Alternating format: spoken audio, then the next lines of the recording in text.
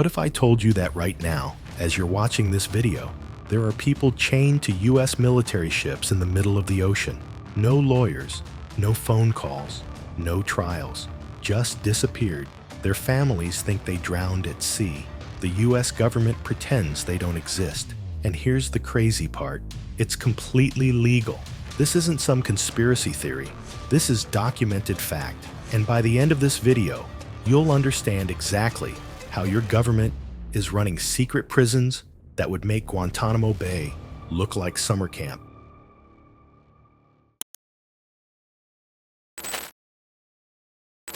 In November 2017, a reporter discovered something that should terrify every American. The U.S. Coast Guard has been operating what he called floating Guantanamos, secret prison ships scattered across the Pacific Ocean. But here's what makes this story different from anything you've heard before. These aren't terrorists or enemy combatants. These are fishermen, desperate fathers trying to feed their families. And the system designed to disappear them is more sophisticated than you can imagine. Let me tell you about Johnny Arsentales. His story will change how you think about government power forever. Johnny was 30 years old, a father. His young son was sick and needed expensive medicine. In Ecuador, where Johnny lived, an earthquake had destroyed thousands of homes and jobs. So when someone offered him good money to transport cargo across the Pacific, he said yes. He thought he was going fishing. Instead, he was about to disappear into America's most secret prison system. Here's what happened next, and this is where it gets really disturbing. The Coast Guard caught Johnny's boat around 3 a.m. They boarded with automatic weapons, screaming commands in English that Johnny didn't understand.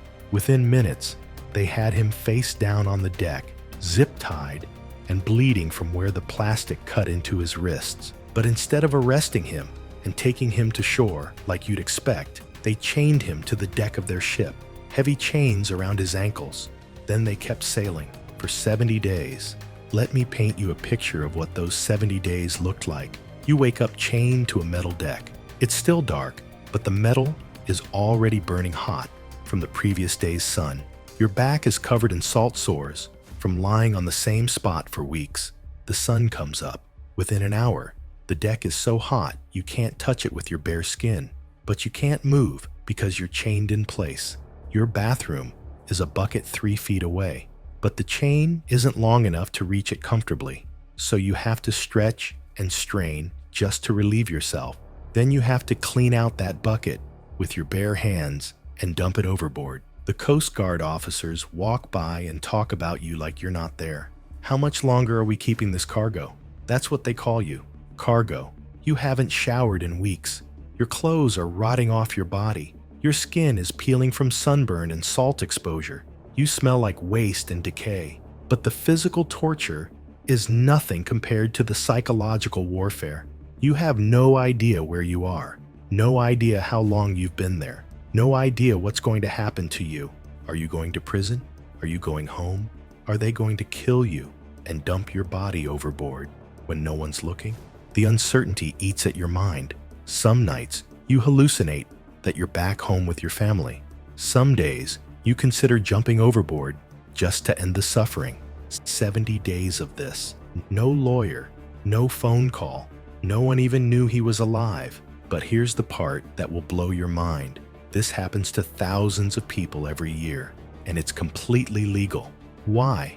Because of one simple trick the government uses to avoid your constitutional rights. You probably think your constitutional rights protect you everywhere, right? Wrong. They only work on American soil.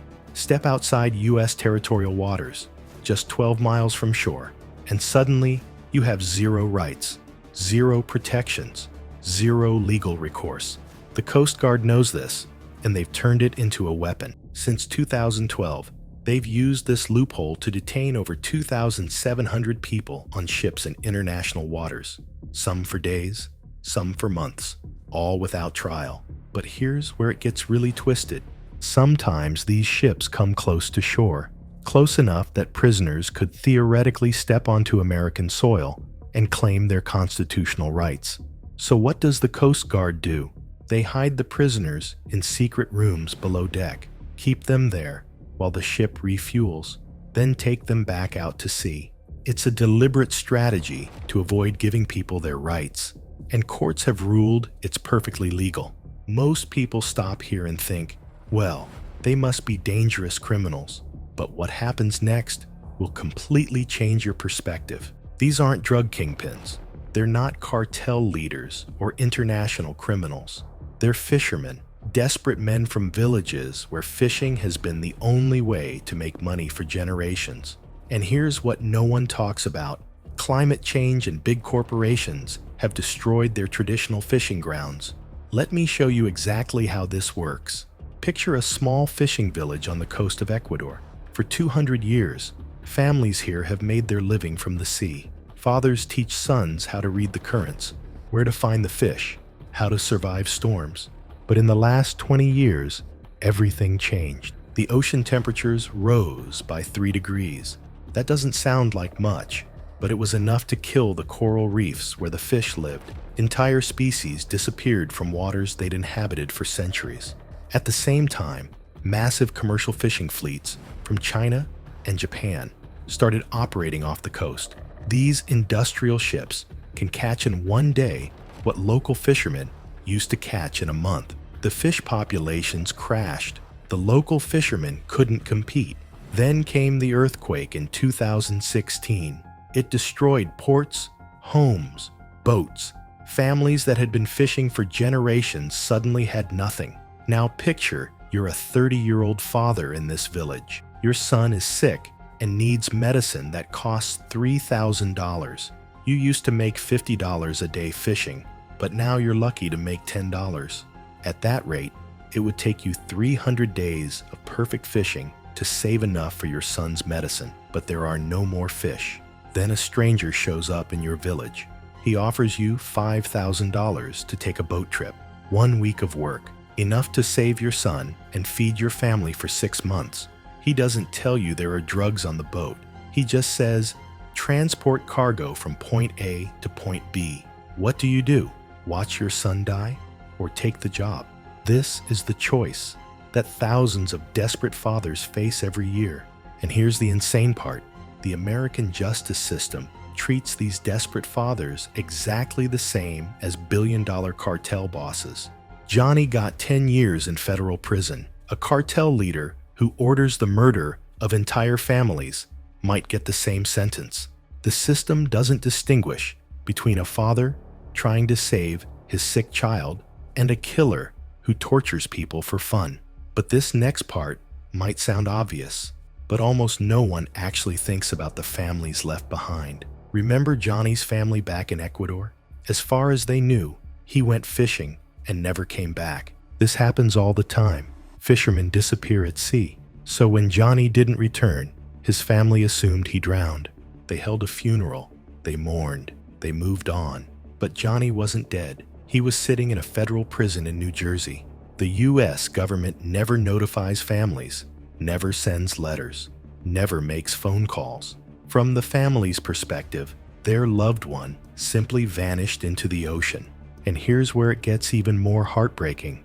In some villages, so many men have disappeared into this system that there aren't enough people left to operate the fishing boats. Traditional fishing knowledge, passed down from father to son for centuries, is being lost forever. Wives become widows, even though their husbands are alive. Children grow up thinking their fathers abandoned them or died at sea. But the psychological damage runs deeper than you might expect. The surviving fishermen are now terrified to go far from shore. They're afraid of being mistaken for drug smugglers. This makes legitimate fishing even harder, pushing more men toward illegal work. It's a vicious cycle that's destroying entire communities. Let me describe what life is actually like on these prison ships. And I'm warning you, this gets disturbing. You wake up chained to a metal deck. The sun is already burning your skin because there's no shade. The metal is so hot from the previous day that you can barely touch it, but you can't move away because heavy chains around your ankles keep you in the same 3-foot radius 24 hours a day. You haven't showered in weeks. Your clothes are rotting off your body from salt water and sweat. You smell like your own waste because the bathroom is just a bucket that you have to empty yourself. The bucket is just barely within reach of your chains. So every time you need to use it, you have to stretch and strain, the metal cutting deeper into your ankles. When the bucket is full, you have to pick it up with your bare hands, hands that are already cut and infected from the chains, and dump human waste over the side of the ship. Then you have to clean the bucket with ocean water, the same water you're surrounded by, the same water that will be your grave if they decide to throw you overboard. You're given one meal a day, sometimes a handful of rice and beans, maybe some bread if you're lucky, barely enough calories to keep you alive. The Coast Guard officers walk by and talk about you like you're livestock. How much longer are we keeping this cargo? That's what they call you, cargo. They discuss your fate while you listen, helpless. Should we drop him in Colombia or take him all the way back to Florida? You don't speak English, so you can't even understand what they're planning to do with you. But here's where it gets really twisted. The psychological torture is calculated. You have no idea where you are. The horizon looks the same in every direction. You could be 10 miles from shore or 1,000 miles. You have no way to know. You don't know what day it is. Weeks blend into months. Your mind starts to break down from the isolation and uncertainty. You don't know if anyone is looking for you. Your family thinks you went fishing and never came back. For all they know, you're dead. You start to wonder if maybe death would be better than this endless suffering. Some prisoners described having complete mental breakdowns, screaming at the ocean, begging the guards to just kill them and end the suffering. Others talked about hallucinations, seeing their families on the horizon, hearing voices telling them to jump overboard. Mental health experts say this kind of prolonged isolation and uncertainty can cause permanent brain damage. It's the same psychological torture techniques used by the worst regimes in history. But because it happens far from shore, there's no mental health care, no medicine, no counseling. If you break down mentally, you just suffer until either your mind snaps completely or you reach shore months later. And here's the part that should terrify you most. Even Coast Guard officers think this system is wrong. The reporter who exposed this story talked to dozens of Coast Guard officers. You know what they told him? They were uncomfortable with how long people were being held. They thought the conditions were compromising. They knew it was wrong, but they couldn't do anything about it because the orders came from the top. Some officers described feeling like they were running concentration camps, not law enforcement operations. One officer told the reporter, "You watch them deteriorate day by day. These aren't hardened criminals. They're just desperate people who made bad choices." But here's what makes this even more disturbing.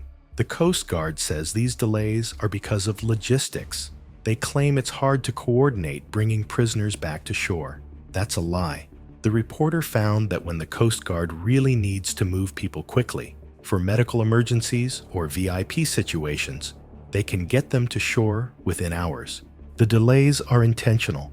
They serve a specific purpose. The longer someone stays on these ships, the harder it becomes for them to challenge their detention in court. By the time they reach shore and get a lawyer, they've already been held so long that courts just accept it as normal. This system has been carefully designed to be legally bulletproof. But this next part is where the story gets really crazy. You've heard of Guantanamo Bay, right? The US prison in Cuba, where terrorism suspects are held without trial? Well, the floating prison system is actually worse. At least Guantanamo prisoners get lawyers eventually. They get medical care. Human rights groups can visit them. The media can report on their conditions. The floating prisoners get none of that. They exist in a legal black hole where no rights apply and no oversight exists. And unlike Guantanamo, which holds a few hundred people, the floating system has processed thousands. But here's the most insane part. In 2011, the US government admitted they were also using ships to hold terrorism suspects, not just drug smugglers, actual suspected terrorists. A man named Abu Anas al-Libi was held on the USS San Antonio warship before being brought to trial for bombing U.S. embassies. So now we have confirmation that the U.S. military uses floating prisons for both drug cases and terrorism cases. The ocean has become America's extraterritorial prison system. Most people stop here and think this can't get any worse. But what happens next will show you just how deep this rabbit hole goes.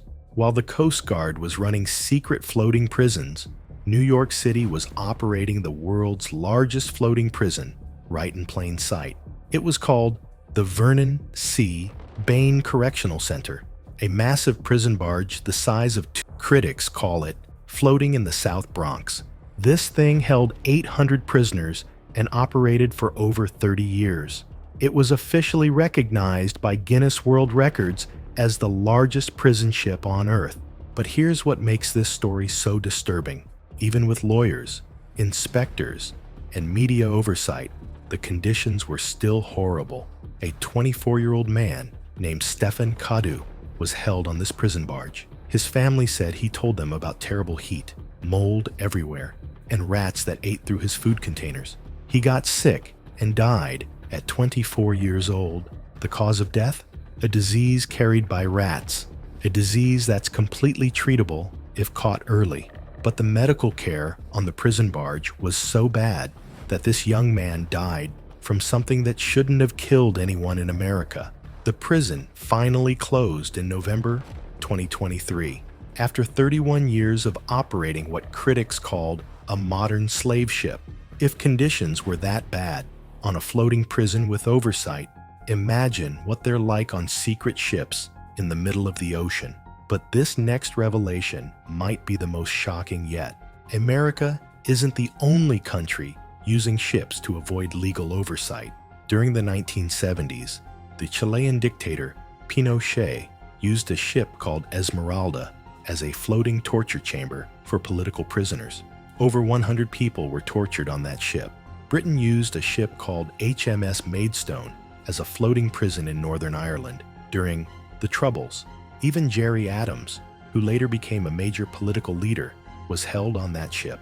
Today, Britain uses a ship called Bibi Stockholm to hold asylum seekers, a floating prison designed to keep refugees out of sight and out of mind. The pattern is clear. When governments want to avoid laws and accountability, they use ships. Why? Because international waters are a legal no man's land where normal rules don't apply. This story isn't really about floating prisons. It's about what happens when power operates without accountability. The floating prisons exist because they can exist. They continue because no one has the power to stop them.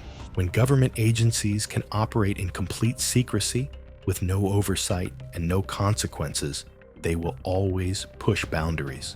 The only thing that stops abuse of power is the fear of being caught. Remove that fear by operating in places where no one can see and there are no limits. This is why transparency matters, why journalism matters, why legal challenges matter, not because they instantly fix everything, but because they create the possibility of accountability. The men chained to those ship decks aren't just victims of harsh conditions. They're victims of a system that operates without limits because it operates without witnesses. But here's what gives me hope. The government spent enormous resources keeping this system secret. They classified documents. They restricted access. They operated hundreds of miles from any shore. But one determined reporter still exposed it. The internet still allowed families to share their stories. Freedom of information laws still forced the release of some data. Courts still had to hear legal challenges. The system of secrecy isn't perfect. Truth has a way of emerging. Not always, not quickly, but eventually. And once truth emerges, it's almost impossible to stay hidden. The floating prisons still exist, but they can never again exist in complete darkness.